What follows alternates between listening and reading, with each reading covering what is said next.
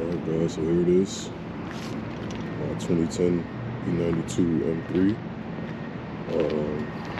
Not competition package, but has all the competition goodies.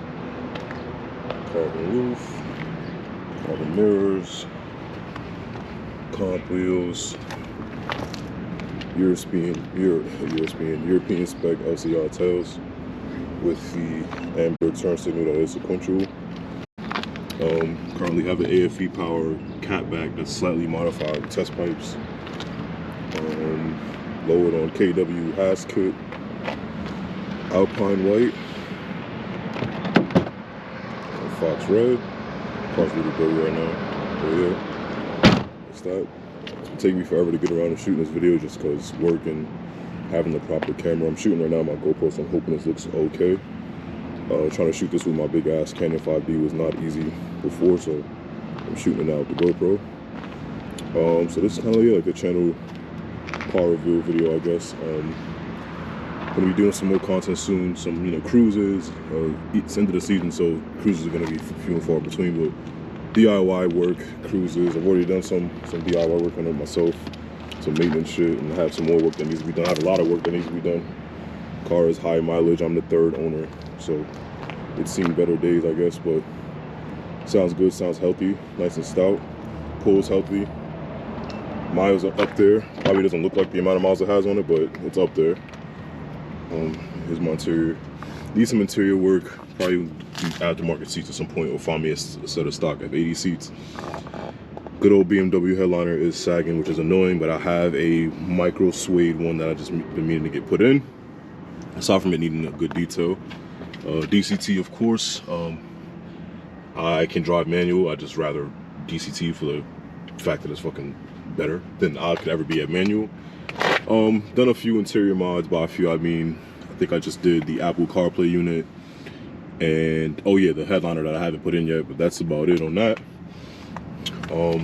Yeah guys, so I popped the hood. You guys can see how clean the engine bay is.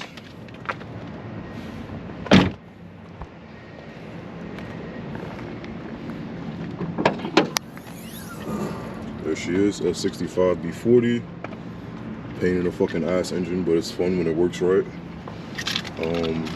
Got some maintenance work done here. I did new ignition coils and spark plugs myself. Valve cover gaskets were done. This shit is leaking, of course. But yeah, that's the car. And I'll be coming up soon with some more videos on the car, what it needs, what has been done.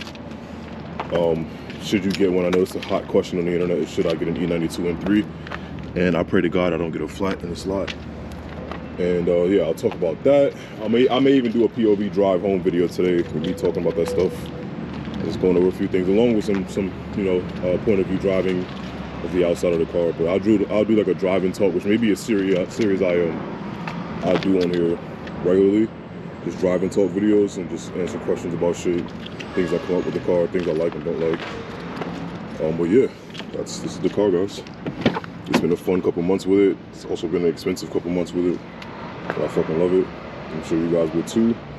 And if you're in the market for one, or you're thinking about getting one, I'd say be ready to shell out some cash for it.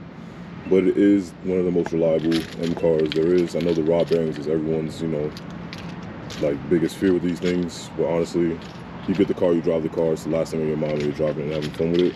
But it's something you should not ignore. I will say that. You should not ignore rod bearings, or throttle actuators, or idle air control valve, or fuel breather valve, any of that shit. It's all shit that can be catastrophic. Especially rod bearings, can be catastrophic to the engine, or to the car itself. So, yeah, I'll go over that in another video probably. And now I'm just gonna shoot some B-roll showing off this thing and its features.